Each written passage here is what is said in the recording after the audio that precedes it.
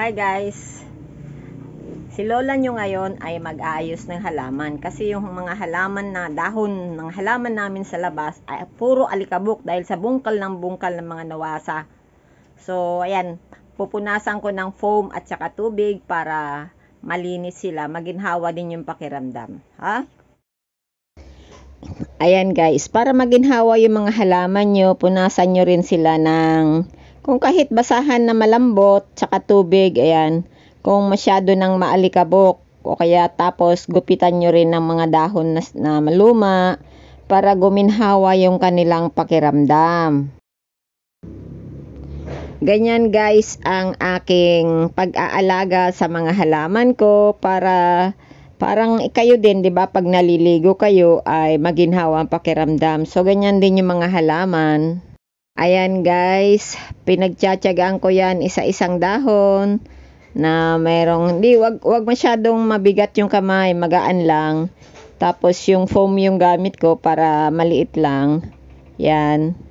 Foam na medyo luma na kasi matigas yung bago matigas guys, kaya maselan naman yung mga dahon, 'di ba? So magaan lang yung kamay nyo para hindi masira. Ayan, para lang din kayo naghihilod, 'di ba? Ayan guys, nakita nyo? Kumintab yung kanilang mga dahon kaninang puti niya ng alikabok. Ayan, yung isa pa doon, tingnan yung isa doon, hindi pa napunasan. Ganyan ang puti. Kawawa, parang nakakaawa yung itsura.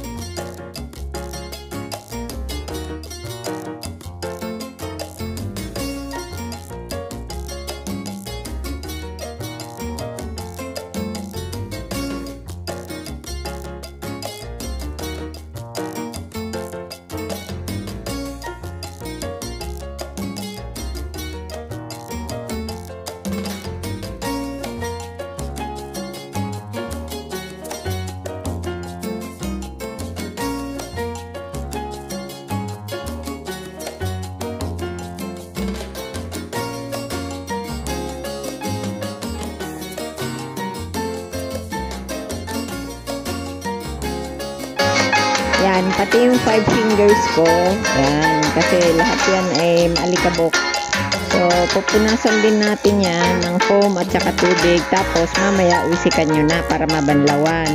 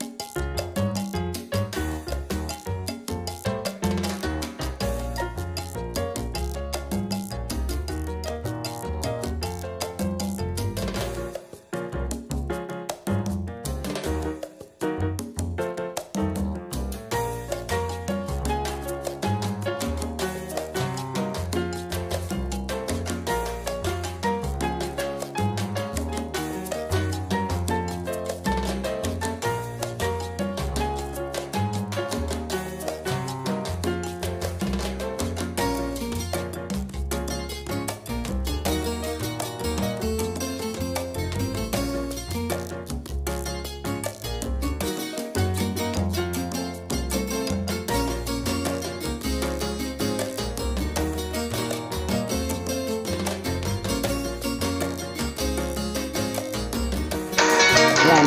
Nakita nyo yan? Diba ang ganda? Pulang-pula. Yan yung San Pedro. Ano ba yun?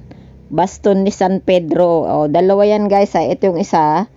Ito naman yung parang banana leaves. Ito yung yan, pula. Meron ako ito isa. Yung green ang gilid. Tingnan nyo guys. O, diba? Ang ganda. O, yan.